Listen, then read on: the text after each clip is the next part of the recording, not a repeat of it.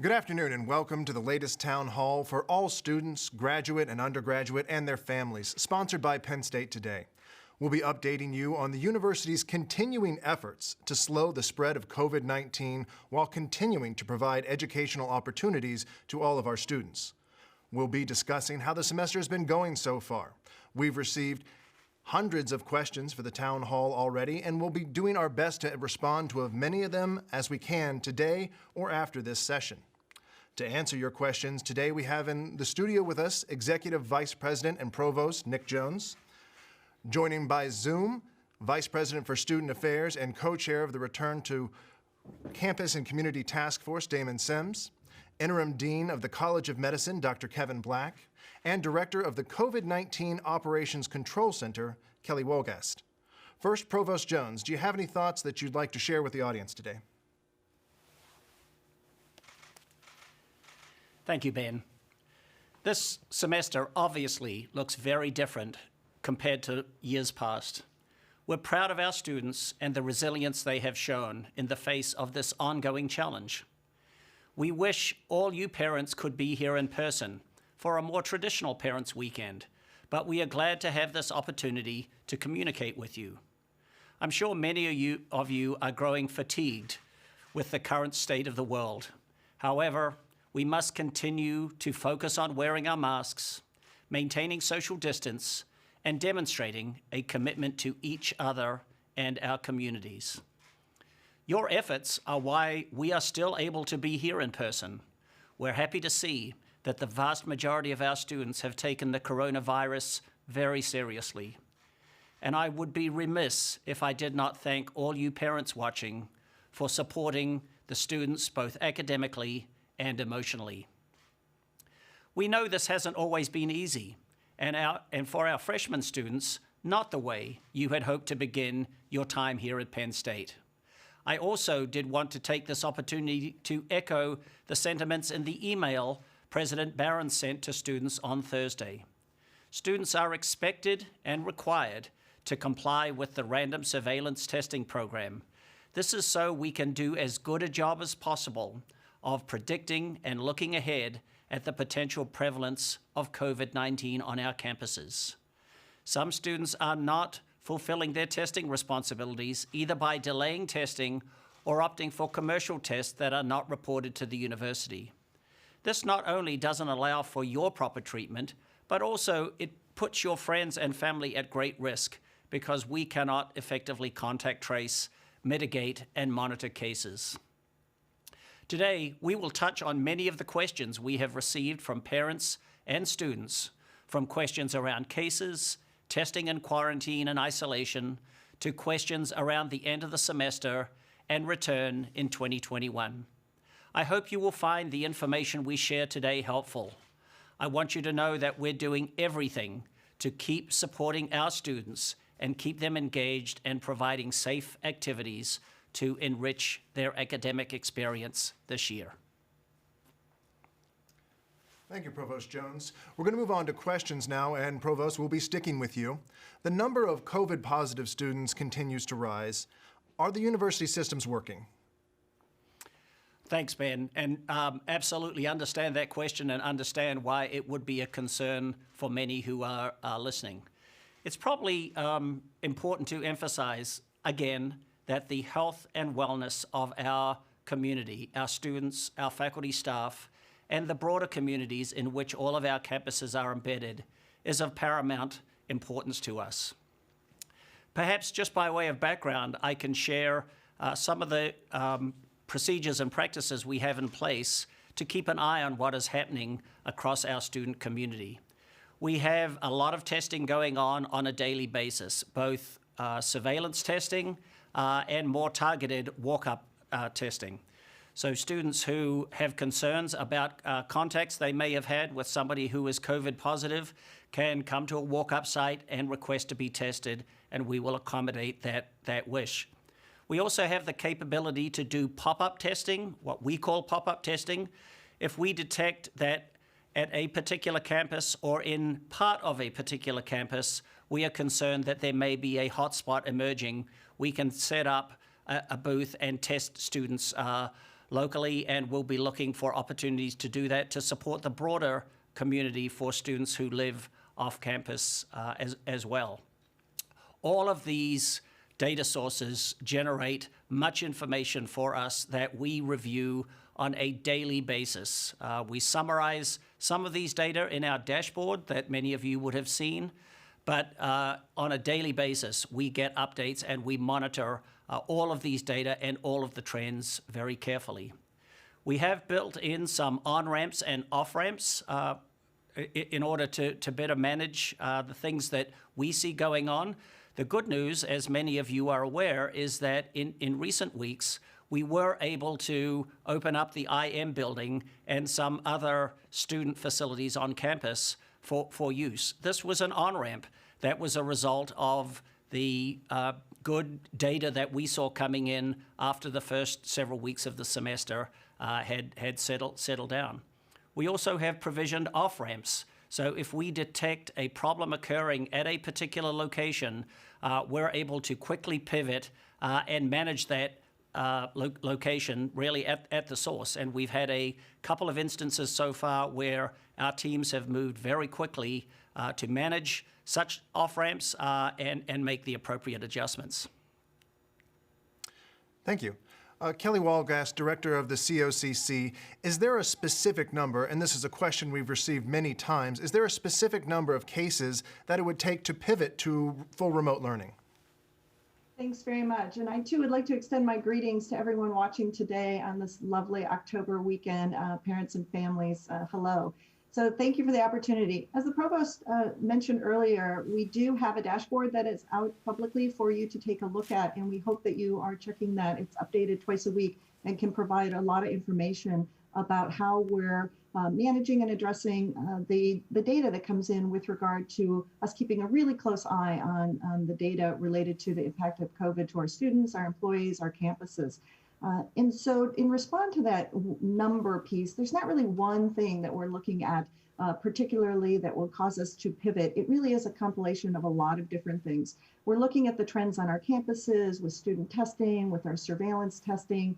We are looking at what the local community has ongoing with regard to health situations in the community as well. And so we also want to reinforce that we are still looking at our compliance with ensuring folks are wearing masks and physical distancing and personal hygiene, hand washing. All of those things are very, very still strong indicators and helpful ways for us to keep an eye on the virus and the impacts of the virus.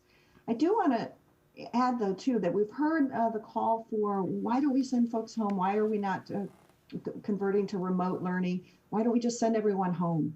And actually, at a national level, national leaders such as Dr. Fauci, and at the Pennsylvania leadership level with Dr. Levine, we really don't want to send our students away if they're infected with the virus. And in fact, we want them to stay around our campuses as they navigate this virus experience so that they can become well again. And at that time, then traveling away is more reasonable. But we're very, very concerned about not sending away students back to counties in Pennsylvania or beyond with the virus. And so we'll keep our plans in place to help support students while they go through this experience on campus.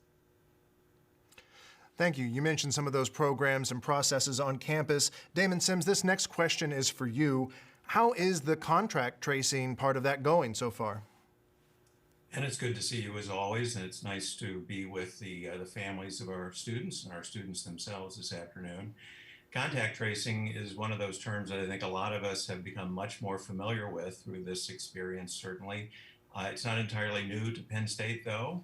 We had been doing contact tracing in years past for things like measles outbreaks on campus, but never at a scale like this. So I think we realized early on that we were going to have to create a system for contact tracing and hire some additional staff and remobilize folks into the contact tracing function. We now have a system that includes the equivalent of 22 full-time staff. It's a mixture of full-time and part-time folks. And we're adding to that collection of contact tracers just this week. I think we're adding 7 more full-time people and about 6 part-time folks. So we'll be at the equivalent of about 32 full-time staff working in contact tracing from the university. It's important to note that this is across the entire university. This is not just at University Park. We have centralized this for all of our campuses. So it's part of the system of testing, contact tracing, quarantine, and isolation.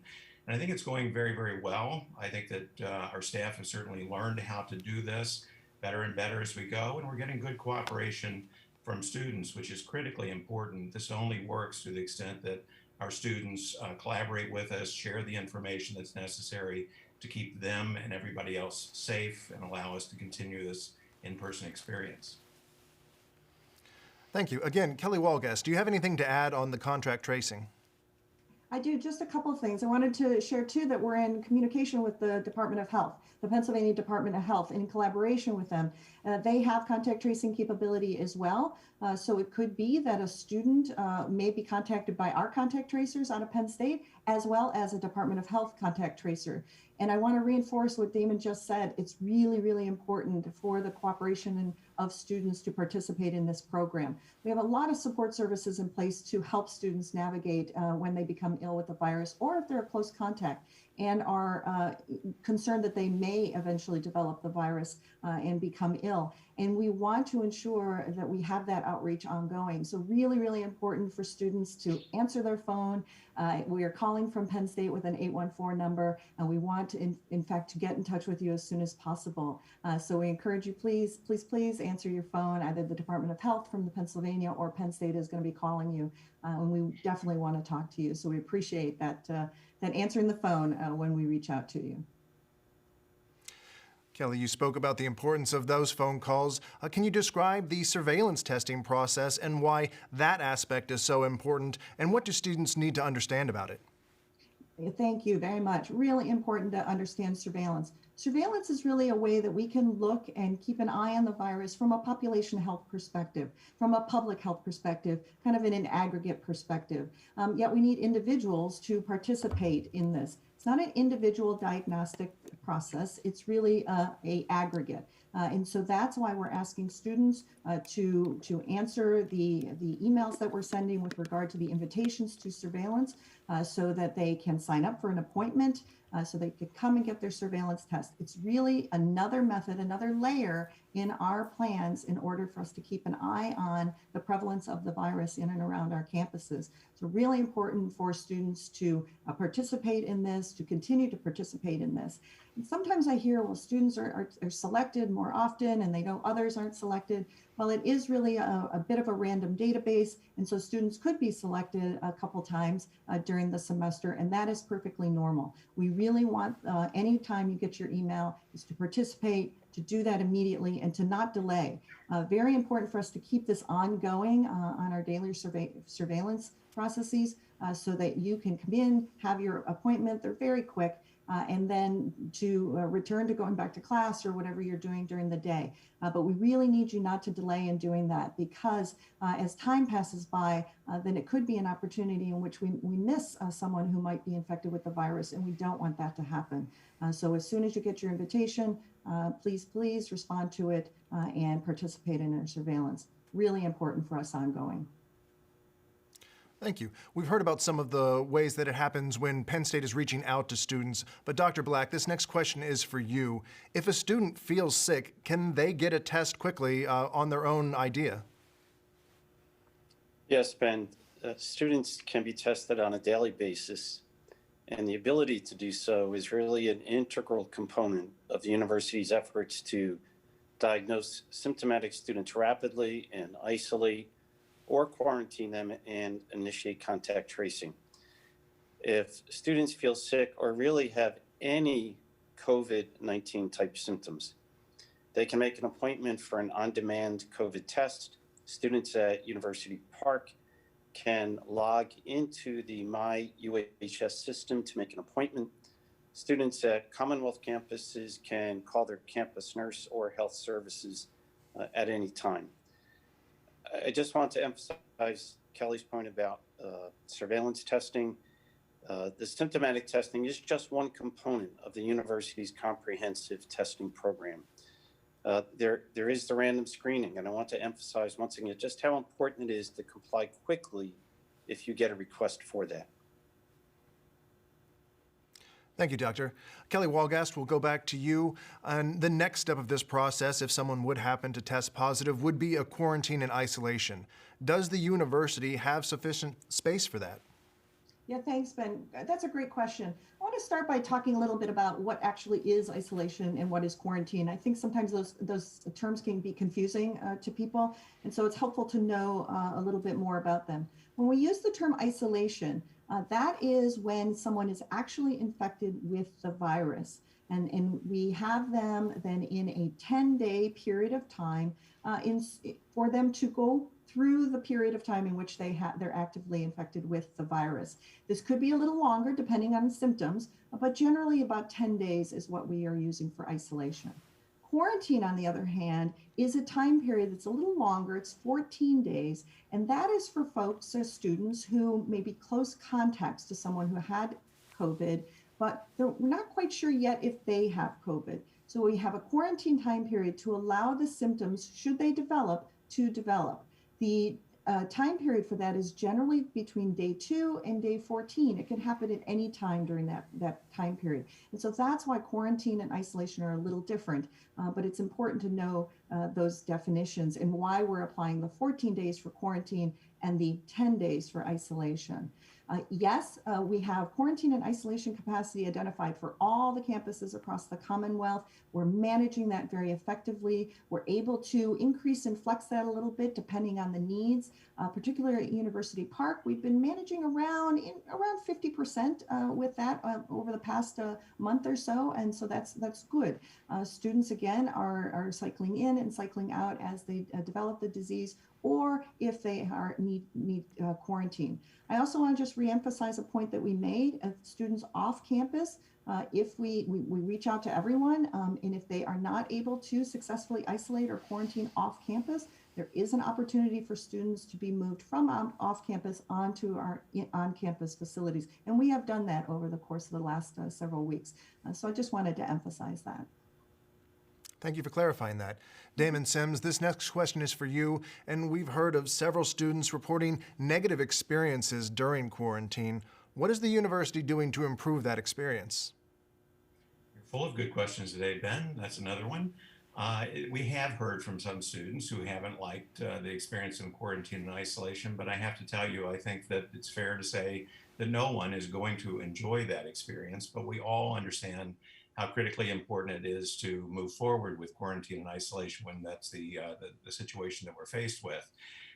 We are not a university that is accustomed to offering quarantine and isolation space to our students, so we have had to stand up an operation really that's wholly new to us.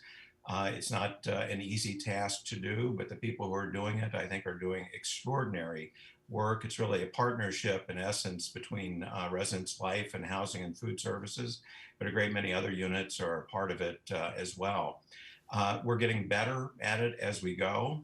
We have decided that we need to get some more insight where we can to improve our service in this way. And so we've put out a survey to all students who have been in quarantine and isolation to get insights from them. The results of that are just coming back, and actually they're pretty favorable. I think on balance, most students understand what this situation is, and they're pleased with how they're being treated and the services they're being provided. It's really quite extraordinary. It's almost a concierge kind of arrangement. Packages that are delivered from families and friends are delivered directly to the students. Meals that you order out are delivered to students. Students who have special diet needs or restrictions are having those accommodated. And I think we're working very hard to make this as good as it possibly can be. Some of those students you mentioned, Ben, who have expressed some concern, I've reached out to many of those, others have too, to get some clearer insight about what their experience was. And they're offering us continuing advice, actually, as we continue to make improvements in this part of our process. Thank you. Dr. Jones, I understand you'd like to add something? Yes, thanks, Ben. In addition to the shout out that Damon did for the staff in Residence Life and Housing and Food Services, who have really just been doing extraordinary work, I want to just do an additional shout out that I hope will make parents feel good about the Penn State spirit, and that is the volunteers. We've had a lot of faculty and staff across the university who ordinarily have nothing to do with residential life or housing and food services, who have stepped up to help out and make sure that the students who find themselves in quarantine or isolation are fully supported. And the efforts of these volunteers to complement the amazing work being done by ResLife and HFS staff has truly been heartwarming, and I think you should all feel really positive about that spirit playing out in ways that really benefits these young men and women who find themselves in this predicament. Thank you, sir.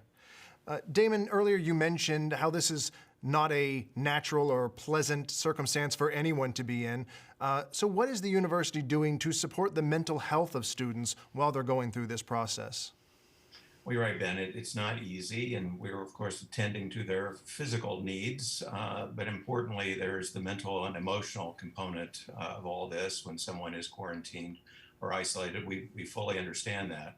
Fortunately, the services of counseling and psychological services have been moved entirely online, and students can access those services really 24/7 and receive assistance in various ways. They also have outreach from our student support services folks that Kelly had mentioned. We have case managers who are assigned to work with our students in this way, and so they're getting regular contact so that they have some conversation with folks, and we can divine whether they need some additional attention. They certainly know how to reach out to us when they have particular needs. It's been really heartwarming, sort of an extension of what Nick was just mentioning with our faculty and staff. Our students, we have some student groups who have decided to write letters, actually send little notes to their peers who are stuck in quarantine and isolation, just to keep them going, inspire them, remind them that people are thinking of them and wishing them well. All of those things combine, I think, to make this a better experience than it would be otherwise. And I think that our students are actually quite resilient, and they're doing quite well through this difficult experience, and that's certainly true for those who are in quarantine and isolation. Thank you, Damon. We'll stick with you. And expanding on that topic, we've received many questions about students' mental health in general, particularly freshmen who are relatively new to living away from home. What can be done to give them social opportunities to perhaps alleviate some of that mental stress? Well, that's another good question, and that's one that I live with every day, not only because of my job, but because I'm the father of a new freshman at Penn State who lives on the University Park campus. So I hear about this quite often, and I think there is the mental and emotional toll that comes with this experience, and it really is just compounding the challenge of transitioning to a college setting. It's entirely new to our students. They're away from home quite often for the first time. So that's not at all easy. But again, I think we're working to deal with those issues where they present themselves. But I've been told over and over again that the real problem has sort of been boredom when students are not in class, when they're not studying, trying to find things that they can be engaged in and still be safe. We've been very mindful of their health, of course, first and foremost.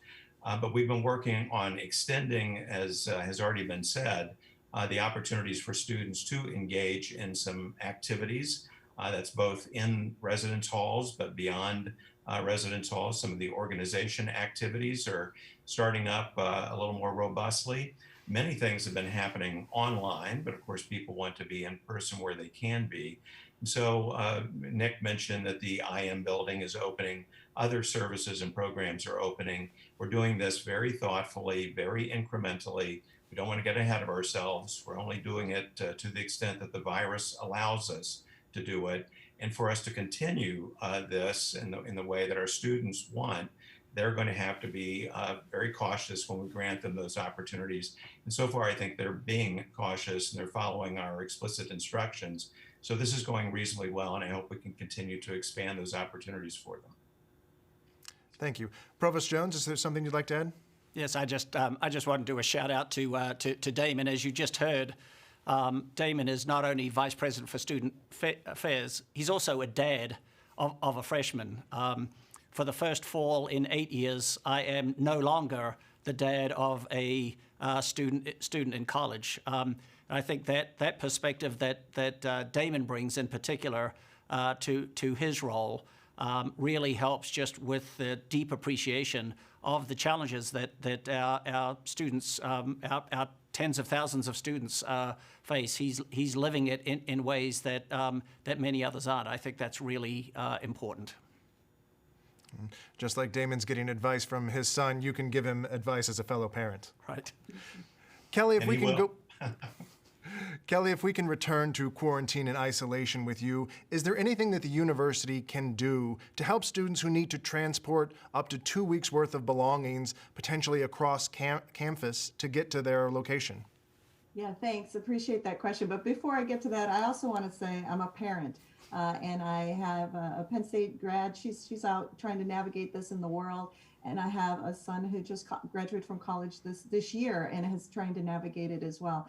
As a nurse, as a mom, as a healthcare professional, yeah, we're all trying to navigate this and do it as a team. It really does take all of us to get through this. And I have too been really pleased with what our students are doing, with our campuses and all our employees are doing to try to help. But it's a community effort as well. And I just wanted to stick that in there as I talk about quarantine and isolation.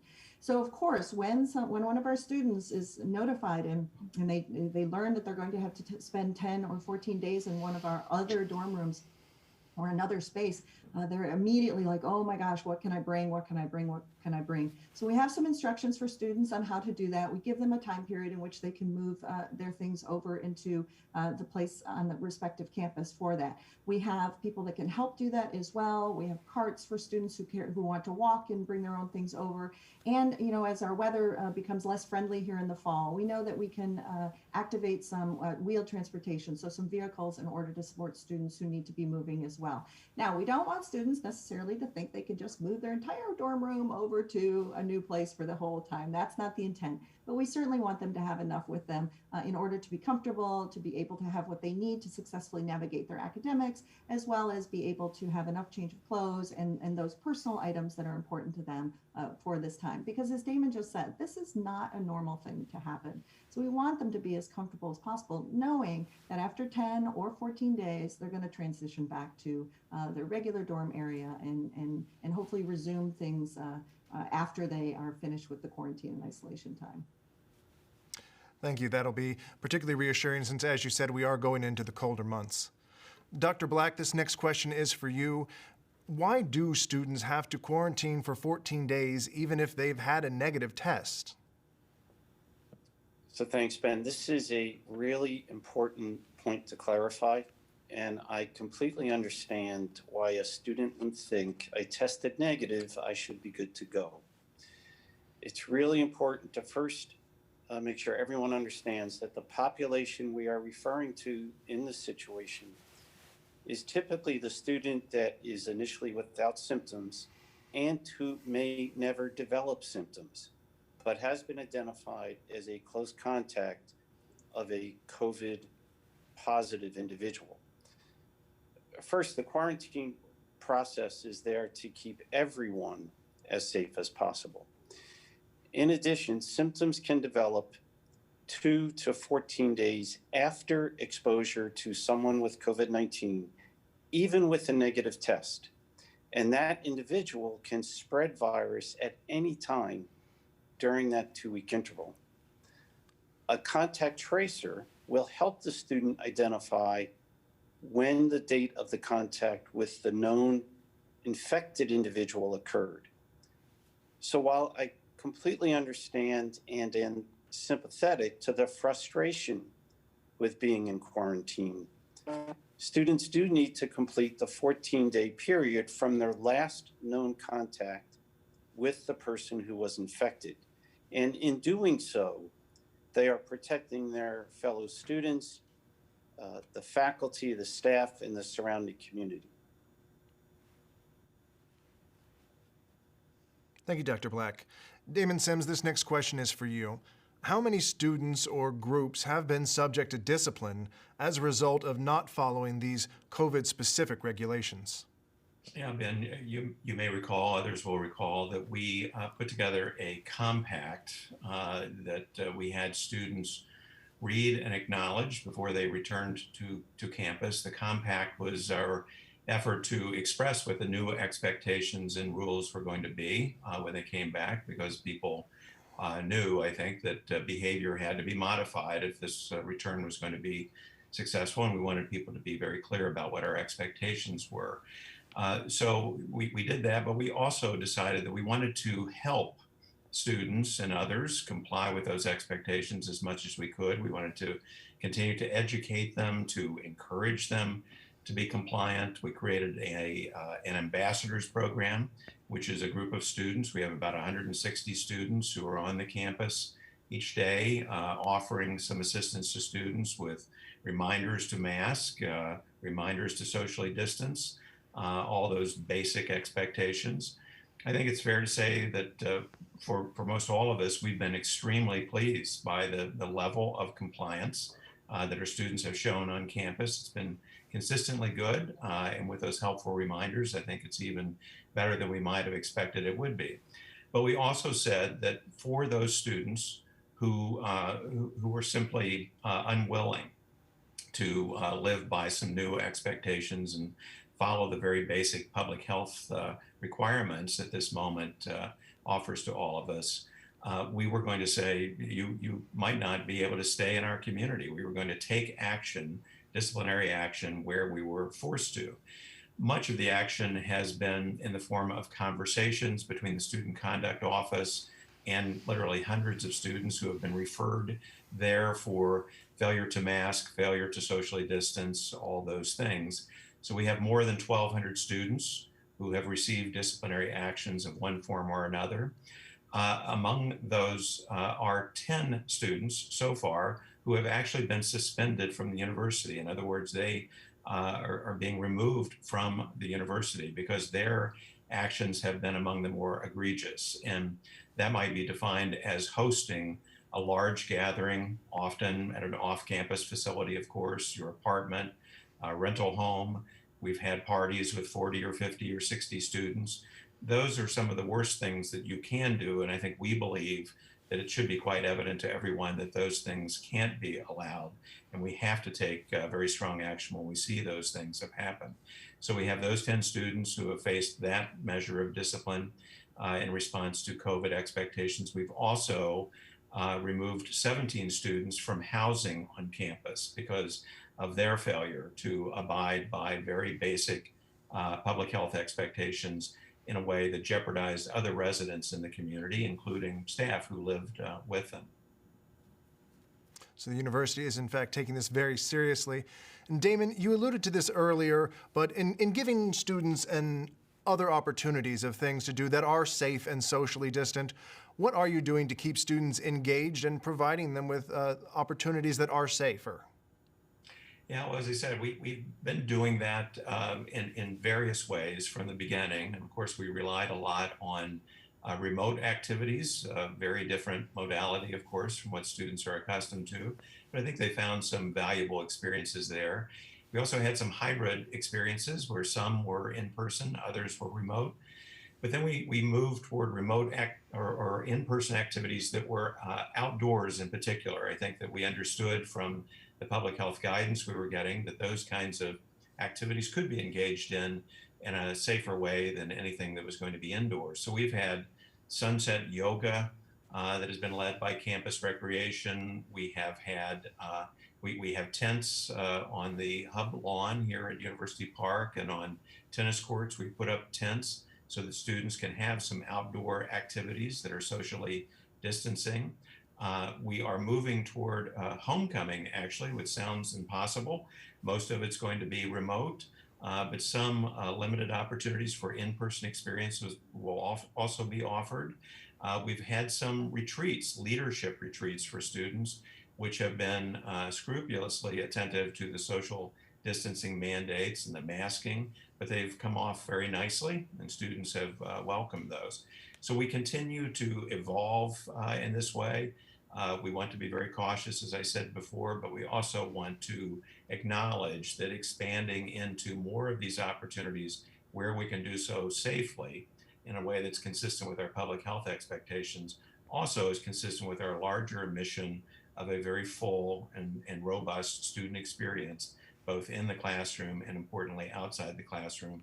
We're committed to both those things, but first and foremost, we're committed to our students' health. And certainly those activities will go back and do a lot to help the mental health topics that we had talked about earlier. Thank you. Right then. Provost Jones, the university recently announced that fall sports, and particularly football, will resume this month. Why aren't students allowed to attend games, and what are the rules for gathering elsewhere to watch? Thanks, Ben. This is an important question. And I'd answer it by focusing on three communities that we need to consider with this decision to move forward with fall sports. The first community is the student athletes themselves, of course. The second is the broader Penn State community. And the third and very important community is the community in which we reside here in State College. For the student athletes, clearly and in all cases actually, health and well-being was an overarching criterion again when these decisions were contemplated. For the student athletes, clearly the Big Ten made a decision earlier in the season to delay fall sports because they had concerns about the ability of managing the spread of COVID-19 among student athletes, and sufficient concerns, in fact, that they did not think it was prudent to proceed. Sometime later, after a lot of hard work had been done by many folks associated with the Big Ten organization, it became clear that games could potentially take place in football and other sport, and the COVID could be appropriately managed within those teams. So as a result, the Big Ten made a collective decision to proceed with fall sports. For our students, one of the, I'm sure, big disappointments, because watching fall football really is something that makes us feel that everything is becoming normal again, but unfortunately we're not quite there yet. So for our students, we are really encouraging them out of an abundance of caution to be very mindful about how they participate without being in Beaver Stadium. We're encouraging students to maybe gather in their pods or with their roommates in groups that they know are safe to cheer on our teams to victory, hopefully, as they play, even though they can't be in the stadium in person. And this was a Big Ten decision across the Big Ten, an agreement that there would not be spectators in the stadiums. And then the third group, and very important group, is the broader, in this case, State College community. And we want to be very respectful also of the potential impact of large numbers of people coming to State College could have on this community. So we are strongly discouraging people to come to State College. We are closing all our lots to discourage tailgating because we are mindful of the impact this could have on the broader community. And the university is working very actively with many groups, alumni association and others, to really encourage our Penn State fans to enjoy the fall football in particular from remote locations. I think Damon may have something to add about some events that or structures that he and his team are developing that may help our students participate in a broader collective to watch the game. So maybe I'll call on Damon to jump in here and describe what his team is thinking about. Sure, Nick, thanks. I think that you put well a lot of our thinking about these games, and in particular, of course, the Ohio State game, which falls on Halloween, is a game that always gets a lot of attention. Will certainly get attention this year. We've been talking about, no decision has been made, but we've been talking about whether for those students who can't watch the game in their pods or in small groups in a way that's completely safe, or for whom it's not easy to do that, if we couldn't organize in a fashion with a lot of good controls in place, watch gatherings outdoors, preferably, for our students, where they could gather in numbers that would make it feel like they're participating in a football game experience, but also be safe in doing so. So we're thinking that through, but it would be an opportunity really only for students at University Park, because as Nick says, we do not want to encourage outsiders to come to the community. That heightens the risk that the virus poses. And so these are going to be, if we pull them off, nice opportunities for students at University Park, certainly students that live in the residence halls that may not easily find places to gather with other students to watch the game. They could take advantage of this. But it won't be for visitors. It won't be for students from other campuses. It won't be for alumni coming to town. So we're hopeful that we might be able to use some of the other athletic venues on campus, perhaps a baseball stadium or a softball stadium with big screens and socially distanced, masked, enjoy the game together. And if we're able to pull that off, then we'd probably be making announcements about that here in the coming week or so. So stay tuned. And certainly follow Penn State News. We'll make sure that those updates get posted there. Dr. Black, what is the university policy going to be on flu shots this year? How can students get them? And would you consider making them mandatory? Ben, I don't think we can make them mandatory, but we are strongly encouraging all students to get a flu shot this year, even more so than in previous years. And in fact, I would encourage all the parents that are listening in and their families to get flu shots as well. This is what this will help with what will be a very complicated season with both the traditional flu and COVID-19 in the community at the same time. Consistent with CDC recommendations, September and October are optimal times to get vaccinated. So people that have not received a flu shot yet still have plenty of time to do so. All students at any campus can reach out to their health services office about getting a flu shot and what the local options for them might be. So no question, we are very, very strongly recommending that all students get flu shots. Thank you, Dr. Black. Provost Jones, back to you. Does Penn State still plan to keep students on campus until the Thanksgiving holiday and having students remain home until the end of semester, and why? Yes, that is still the plan, Ben. Most of you will recall back in the summer, Penn State announced its plans for the fall, which had 13 weeks of in-resident experience for our students, ending around Thanksgiving. The last 2 weeks of the semester will be conducted remotely. The main idea behind that was that we didn't want students going home or to other places and then returning a week later and potentially, again, to the point that Damon made a few moments ago, bringing the virus back. It just made sense to manage that last 2 weeks remotely. All of the plans that we put in place, including many of the things that you've heard about today, the testing, the surveillance testing, the walk-up testing, the contact tracing, the compact that Damon mentioned a few moments ago, the behavioral encouragements that we've been pushing out, were all designed to work in concert to get us safely through to November 20th. And tomorrow we start the 7th week of instruction for the semester. So far, so good. So we are sticking to that plan. We have the off-ramps in place should we need them, but we are hoping that we don't. So at this point, yes, that is what we are still planning for, Ben. And to follow up, can you describe the university's plans on what might be done for students before sending them home? Testing, something of that nature?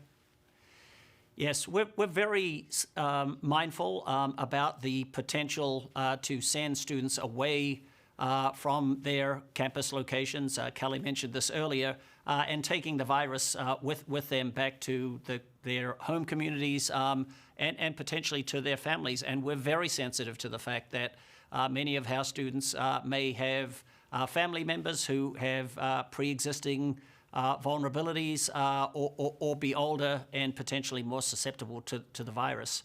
So we will be putting in place plans in the couple of weeks leading up to November 20th to really try to address this in a comprehensive manner.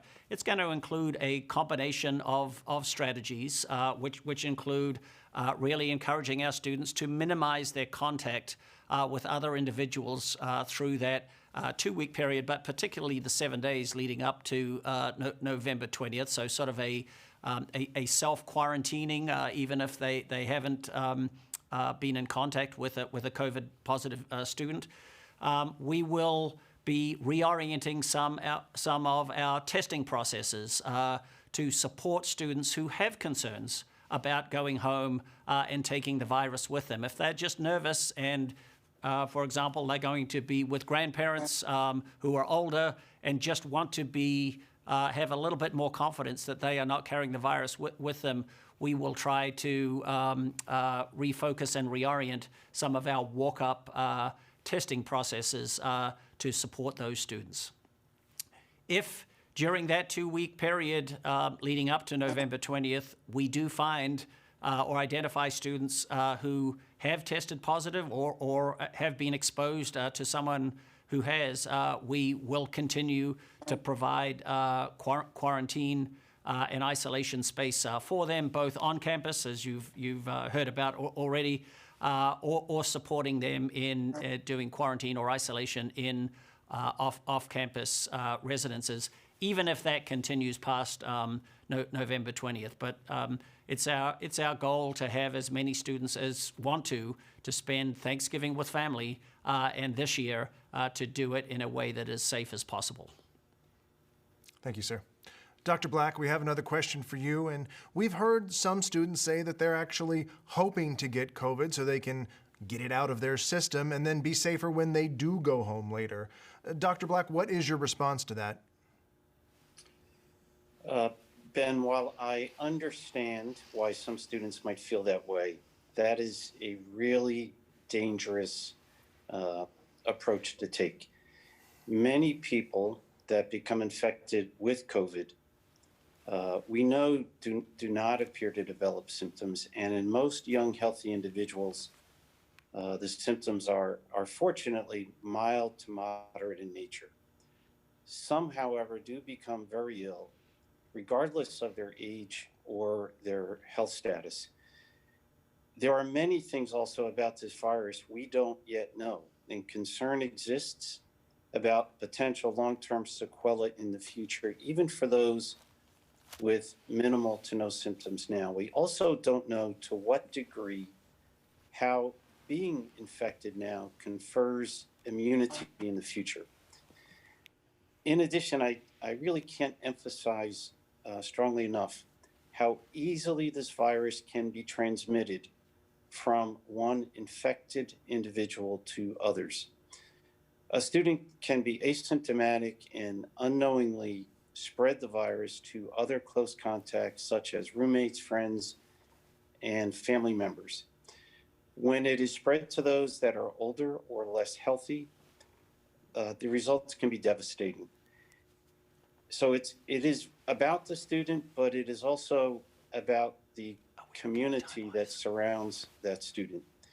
Therefore, everyone needs to continue to do their part and everything they can to avoid getting and transmitting the virus. There really are no shortcuts. That means facial protection, practicing social distancing, good hand hygiene, and complying with all of the surveillance testing, contact tracing, quarantine, and isolation policies. That is what's necessary for the foreseeable future. Thank you. Damon Sims, this next question is for you. What is the university doing to help students vote safely in the upcoming election? Well, obviously a very timely question, Ben. I think that in addition to helping our students become engineers and artists and doctors and lawyers and teachers and everything else, we are offering an experience where students get to learn what it means to be an engaged and active citizen in a democracy. So elections and everything leading up to elections can be critically important in that way. It tends to be the case that our students show great interest in presidential elections. It would be nice for them to always show interest in elections, but they show acute interest, as do all other constituencies in presidential elections, and that's certainly going to be the case this year.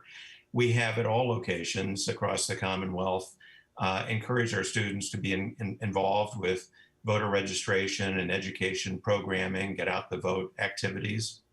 They're doing it this year, being reminded also that they have to follow our directives about social distancing and masking and all those activities. Perhaps most importantly, we here at University Park have moved our polling sites. Typically, we've had student precincts, or the precincts dominated by students. They have been voting in the hub, which is a large building, of course, but can get very busy around election season and presidential election.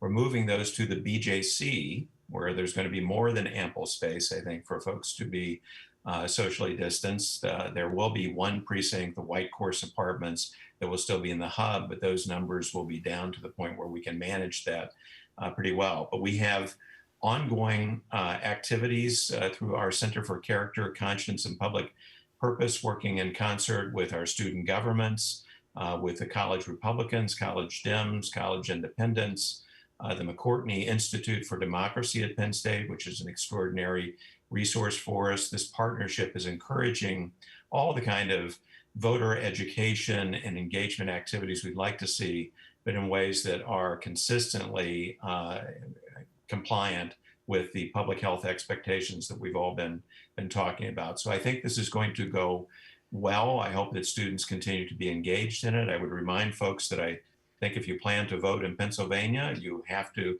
be registered to vote by October 19th. If you want to take a mail-in ballot, which is another option that can keep you safer perhaps, I think you have to secure one by October 27th. So there are all those things in play.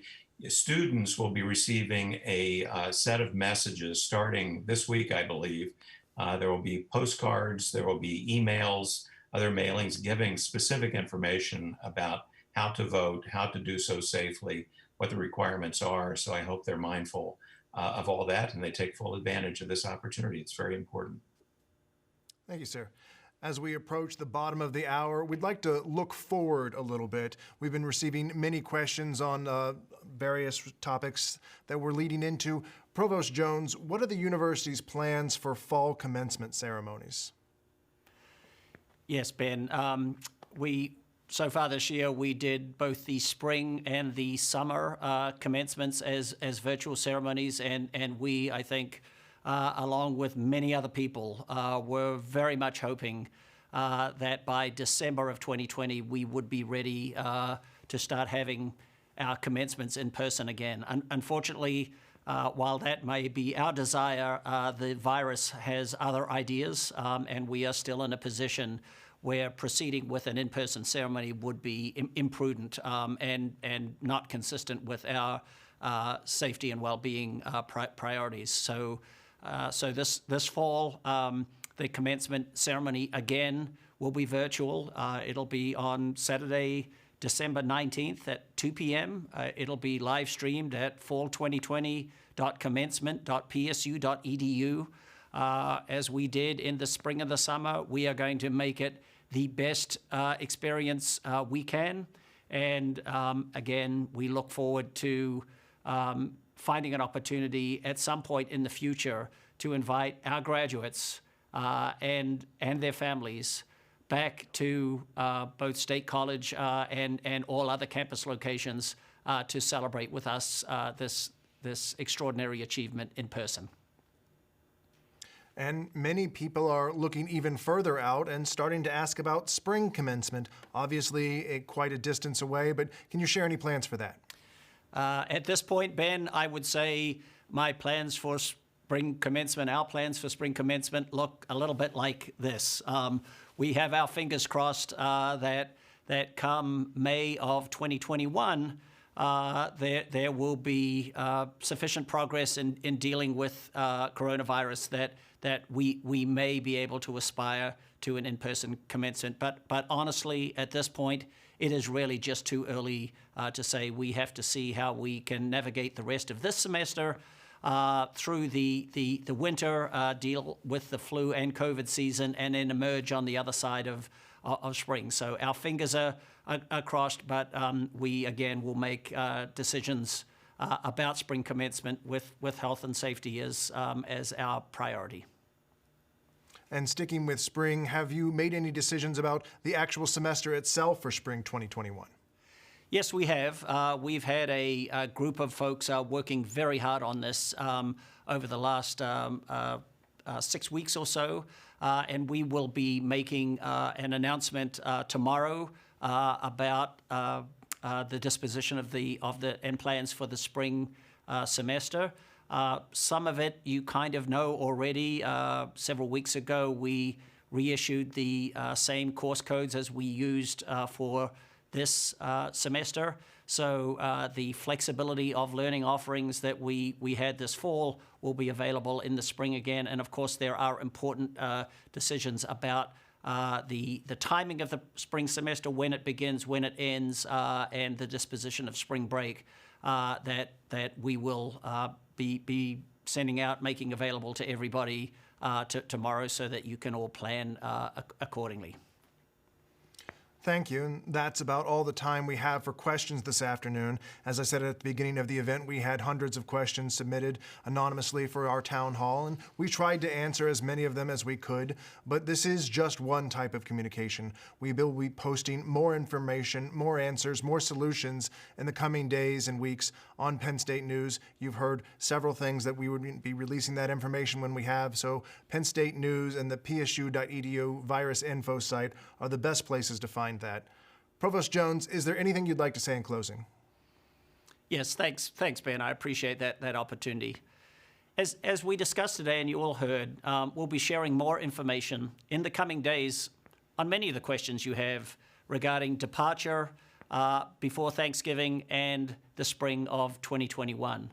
Again, I really want to thank our students for their amazing resiliency, for their flexibility, and for doing what needs to be done to keep us all learning in person to the extent possible. I know that this semester has presented unbelievably unique challenges, and I am proud that so many of you are rising to those challenges in true Penn State fashion. Parents, thank you again for your support, and please know that we are doing everything we can do to support our students as well. Thank you, Ben. And I'd like to thank you, Nick Jones, Damon Sims, Kevin Black, and Kelly Walgast, all for answering our questions today. Please keep an eye out for a follow-up story, which will include the archive video from today's session for anyone who may have missed any part of it, and a link to a survey so you can share your feedback and tell us if there's something you'd like to see at a next town hall. Please continue to bookmark and visit virusinfo.psu.edu for the latest updates and information, and a link is on this site where you've just been watching the town hall. Thank you.